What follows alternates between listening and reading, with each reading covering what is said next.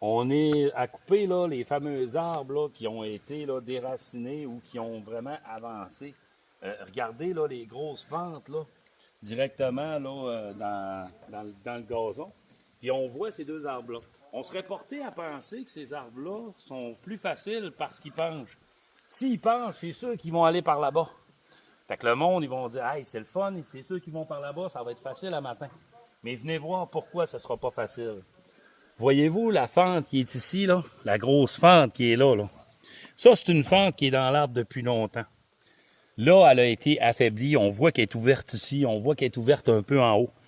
Cet arbre-là peut faire une chaise de barbier. Ce qu'on appelle une chaise de barbier, c'est que pendant que tu es en train de couper, ton arbre se détache à peu près à 8 pieds. Des fois, c'est à 15 pieds. Puis ton arbre se détache. Puis ta chaise de barbier vient lever ton arbre dans les airs. L'arbre s'affaisse, puis tout tombe en bas. Puis tu reçois l'arbre sur toi, tu reçois l'arbre sur le dos. Fait que qu'est-ce qu'on va faire avec cet arbre-là? C'est qu'on va le percer. On va faire un perçage au niveau du tronc pour être sûr et certain qu'il ne va pas se détacher pendant qu'on va être en train de le couper. Je vous montre un peu la technique, puis on avance avec ça.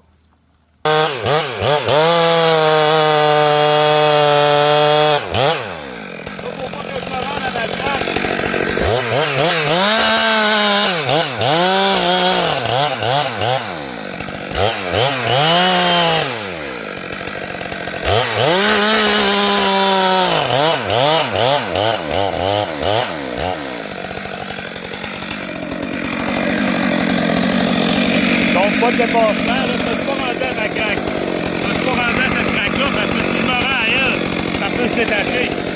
Fait que là, moi, pour faire un perçage, je me guette tout le temps parce que, en faisant mon perçage, mon arbre peut se détacher, ça peut m'arriver aussi. Fait que je vais me reculer, je vais faire attention, puis je vais regarder le top de mon arbre.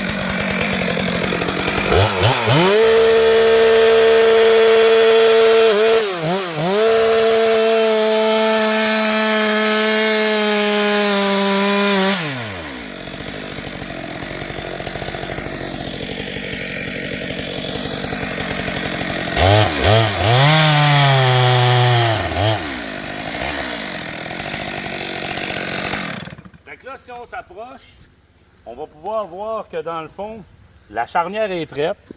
L'entaille de direction est faite. Là, on est prêt à, en arrière, à couper le bender. La plupart du monde dirait, ah, il penche. Le bender, c'est lui. Il penche, donc je ne mettrai pas mes coins. J'ai pas besoin de mettre mes coins, il penche. C'est sûr qu'il va aller là-bas. Moi, pour être en toute sécurité, je vais quand même mettre mes coins. Pourquoi je mets mes coins? On ne l'a pas attaché, cet arbre-là. Il n'est pas attaché. Quand il n'est pas attaché, il va bien faire ce qu'il veut. Hein? Il va bien faire ce qu'il veut, cet arbre-là. Puis là, il va-tu reculer? Il va-tu... C'est quoi qui va se passer en haut? Fait que là, je laisse quand même une charnière importante. Moi, je protège mes bâtiments. Je protège ma vie. Puis là, ben, on va le couper. Puis là, on va regarder s'il va partir à gauche ou à droite. Sûrement que cet arbre-là va vouloir rouler. Il appelle ça rouler, mais il ne pourra pas parce que la charnière va le coincer. Fait qu'on est rendu à couper notre bender. Fait qu'il faut toujours que je regarde. Je vais me diriger vers ma chaudière qui est là, en 45 degrés. Parce que ça se peut que l'arbre recule, ça se peut que je le... Donc, en toute sécurité, je sais que si je ne suis pas vis-à-vis de l'arbre, puis il part par là, puis si je ne suis pas en arrière de l'arbre, la plupart du monde qui nous arrive des accidents, c'est quoi qu'ils font? Ils reculent, comme ça. Puis là, l'arbre, il vient s'accoter sur la butte, puis il vient chercher le gars, puis chut, il lance dans les airs. Fait qu'il faut toujours se diriger en 45 degrés de côté. Fait que moi, je coupe mon bender, c'est parti.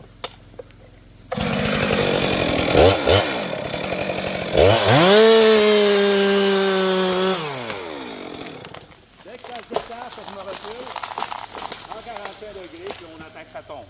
Là, vous avez vu, c'est sûr, il s'est perché dans les autres arbres. Là, ce qu'on veut, c'est garder le maximum d'arbres. Puis là, ben, on va le faire tourner. On va faire tourner notre arbre. Regardez, là, ce que je vous disais tantôt, c'est arrivé. Là. Si je n'avais pas percé cet arbre-là, regardez, il est fendu, là. Regardez qu'est-ce qu'il a fait. La fente assez ouverte, là. Puis cet arbre-là aurait pu me faire une chaise de barbier si je ne l'avais pas percé. Mais là, je l'ai percé, j'ai bien travaillé. Là, ce qui est plate, c'est qu'il n'a pas tombé tout de suite au début. Mais moi, ce que je vais faire, c'est que je vais faire tourner cet arbre-là. On va le faire tourner de ce côté-là. Il est à côté des deux petits bouleaux qui sont là. Fait que pour le faire tourner, c'est pas compliqué. Je vais faire tourner l'arbre à droite. Je vais commencer à arracher ma charnière et à la couper doucement par là. Si je veux envoyer l'arbre à gauche, je vais couper ma charnière pour garder juste un point d'impact. Il va être la base de ma charnière de ce côté-ci. Fait que ce qu'on va faire, on va le faire tourner comme ça. On va le faire tourner inverse au sens des aiguilles d'une montre.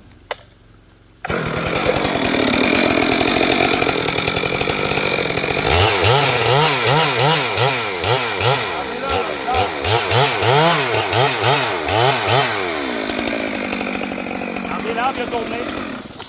L'arbre a tourné, il est encore accroché par contre. Regardez, je n'ai pas coupé ma charnière complètement. Fait que l'arbre est encore accroché ici. Donc, j'ai coupé ce côté-ci. Il a tourné simplement. Il a lâché mes deux petits boulots que je voulais garder. Job parfait. Mais oh, je suis content parce que des fois, ça ne va pas toujours bien de même. C'est le fun parce qu'il a fait vraiment ce que je voulais qu'il fasse. Puis il a fait vraiment... Mais ça se passe pas toujours de même dans la vraie vie. Hein? Des fois, ça se passe pas comme ça. Il faut avancer sur l'arbre, il faut faire plein de choses. Fait que, on gagne du temps avec cet arbre-là. Charles, lâche pas ton bon travail. Il fait beau. Il pleut à Thio, mais il fait beau.